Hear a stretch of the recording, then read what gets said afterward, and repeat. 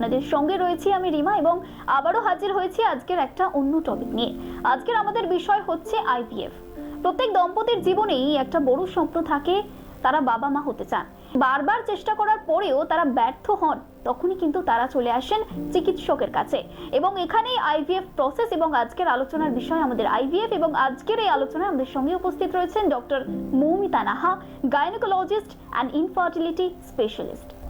নমস্কার।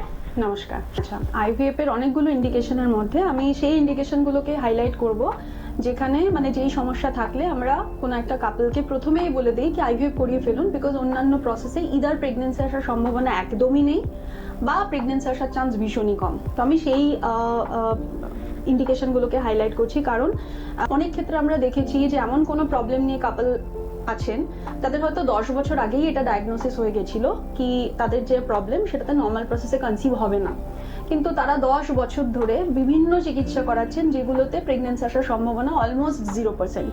এবং 10 বছর পরে যখন তারা ফাইনালি এগ্রি করলেন কি হ্যাঁ এবার আইভিএফ করাতে হবে, তখন পরিস্থিতি এতটাই খারাপ হয়ে গেছে কি আইভিএফেও সাকসেস আসার চান্স কমে গেছে।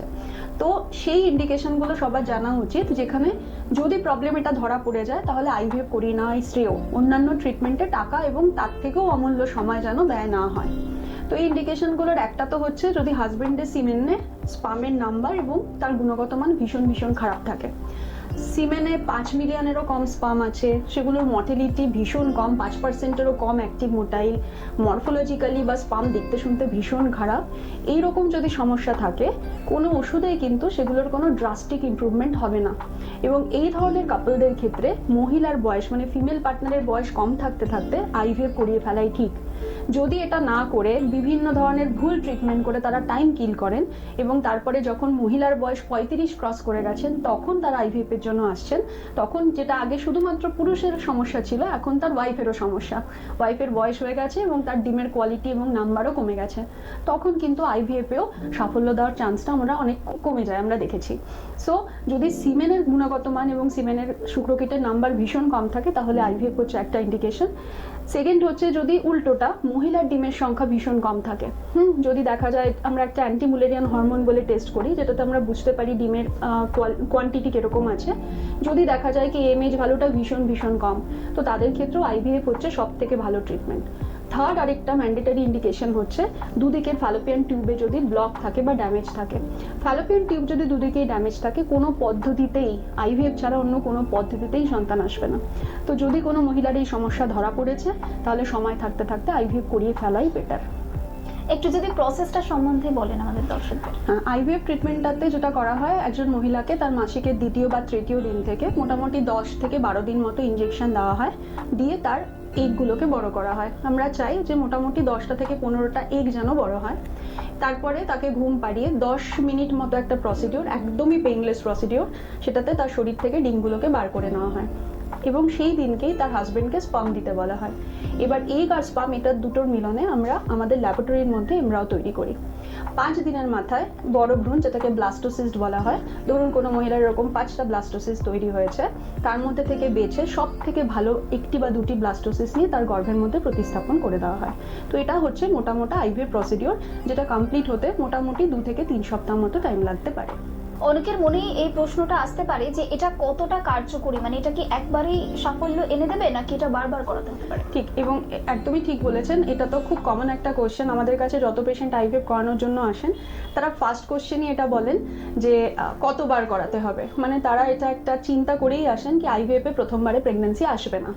ঠিক আছে, সো আমি পেশেন্টদের উদ্দেশ্যে এটাই বলবো, contrary to popular believe, maximum পেশেন্টের আইভিএফে কিন্তু প্রথমবারেই সাফল্য আসে। আপনি যদি কোনো ভালো বন্ধাত্ব সেন্টারের পরিসংখ্যান দেখেন তাতে দেখবেন ম্যাক্সিমাম পেশেন্টের সেই নাম্বারটা 60 থেকে 70% পর্যন্ত হতে পারে যাদের কিন্তু ফার্স্ট চান্সেই প্রেগন্যান্সি এসে গেছে। এবং এইটা মোটামুটি পুরো ভারতবর্ষের বড় বড় সব বন্ধাত্ব সেন্টারে এটাই হয় যে প্রথমবারই প্রেগন্যান্সি চলে আসে। তো আমি পেশেন্টদের উদ্দেশ্যে এটাই বলবো, যখন আপনি ট্রিটমেন্ট করাতে আসছেন নেগেটিভ চিন্তা নিয়ে আসবেন না। যদি এটা আপনি চিন্তা করেই আসেন যে আমার প্রথমবারে তো হবে না, তাহলে পরের বারের ট্রিটমেন্টে কত টাকা খরচা হবে বা পরের বারের ট্রিটমেন্টটা কত তাড়াতাড়ি করাতে পারবো, এটা একেবারেই ভুল অ্যাপ্রোচ। এবং পজিটিভ থিঙ্কিং নিয়ে যদি আসেন কি আমার প্রথমবারে প্রেগন্যান্সি কেন হবে না, যদি এই রকম থিঙ্কিং হয় যে প্রথমবারেই প্রেগন্যান্সি আসবে, এবং অবশ্যই আমাদের অ্যাজ এ টিম ইনফার্টিলিটির ডক্টরসরা যারা আমরা ট্রিটমেন্ট করি, আমাদেরও এটা অ্যাপ্রোচ হওয়া উচিত যে পেশেন্টের যেন প্রথমবারেই প্রেগন্যান্সি আসে। যদি পেশেন্টের দিক থেকেও এই পজিটিভ অ্যাটিটিউড থাকে এবং ডক্টরের থেকেও এই পজিটিভ অ্যাটিটিউড থাকে, তাহলে আমরা দেখেছি ম্যাজিক ক্যান হ্যাপেন এবং ম্যাক্সিমাম পেশেন্টেরই কিন্তু প্রথমবারেই প্রেগন্যান্সি চলে আসে। আরেকটা বিষয়, এখানে আরেকটা প্রশ্ন উঠে আসছে যে প্রস্তুতি, মানে এই ট্রিটমেন্টটা করার আগে কোনো দম্পতি কিভাবে প্রস্তুতি নেবে? মানসিক তো বলে দিলেন আপনি, শারীরিক কি কি প্রস্তুতি আমাদের নিতে হতে পারে? ঠিক, একদমই ঠিক। এবং মানে আমি বিশেষ করে দেখেছি যারা খুব দূর থেকে কলকাতাতে ট্রিটমেন্ট করাতে আসছেন, বাংলাদেশ থেকে, নর্থ বেঙ্গল থেকে, তো তারা এটা ভাবেন কি আমরা চলে এসেছি তো এই মাসেই ট্রিটমেন্ট করে দিন। আমি বলবো এটা একদমই ভুল অ্যাপ্রোচ। হ্যাঁ, মানে যেরকম একটা বীজ বপন করার আগে মাটিকে প্রিপেয়ার করতে হয়, আইভিএফ ট্রিটমেন্টের আগেও কিন্তু কাপলকে মানসিক এবং শারীরিকভাবে প্রস্তুত হতে হবে। অনলি দেন আমরা একটা ভালো রেজাল্ট আশা করতে পারি। তো যখন আইভিএফ করাতে কোনো পেশেন্ট এসছেন, আমরা তার থেকে 2 থেকে 3 মাসের একটা টাইম চেয়ে নিই, এবং সেই টাইমের মধ্যে আমরা তাদের কিছু স্পেশাল ডায়েটারি মডিফিকেশন দিই, ভালো ভালো কী কী খাবেন এবং কী কী খাবার অ্যাভয়েড করবেন সেটা অ্যাডভাইস দিই। তাদের দুজনের শরীরের মধ্যে কোনো বড় সমস্যা আছে কিনা বিভিন্ন হরমোন টেস্ট করে আমরা সেগুলো জানি, এবং যদি প্রবলেম ধরা পড়ে সেগুলোকে আমরা ট্রিট করি। কোনো ইনফেকশন থাকলে সেগুলোর ট্রিটমেন্ট দেওয়া হয়। কিছু মাল্টিভাইটামিন, অ্যান্টিঅক্সিডেন্ট দুজনকেই খেতে দেওয়া হয় যাতে তাদের এগ এবং স্পার্মের কোয়ালিটি ইমপ্রুভ করে। মনে রাখবেন, একটা ভ্রূণ তৈরি করা মানে একটা ভালো রান্না করার মতো। যদি ইনগ্রেডিয়েন্ট ভালো না থাকে, আপনি যত ভালোই মশলা তার মধ্যে অ্যাড করেন না কেন, ভালো খাবার কিন্তু হবে না। তো যদি এগ এবং স্পার্মের কোয়ালিটি ভালো না হয়, আমরা খুব শত চেষ্টাই করি না কেন, আমরা ভালো ভ্রূণ কিন্তু তৈরি করতে পারবো না। তো এগ এবং স্পার্ম ভালো করার জন্য 2 থেকে 3 মাসের এই প্রিপারেশন ফেজটা কিন্তু লাগবে। তো যারা খুব দূর থেকে আসছেন, বাংলাদেশ থেকে আমাদের কাছে অনেক পেশেন্ট আসেন এবং আসার সাথে সাথে ট্রিটমেন্ট দেখেছি অন্য সেন্টারে শুরু হয়ে যায়, আমি এটা একেবারেই বিলিভ করি না।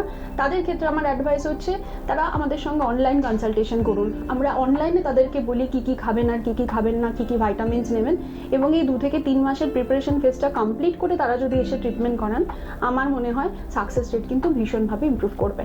অসংখ্য ধন্যবাদ জানাচ্ছি আপনাকে, আজকের অনেকটাই সময় দিলেন এবং এই সম্বন্ধে অনেক কিছু আমরা জানতাম না, যেগুলো অজানা ছিল অনেক কিছুই জানতে পারলাম।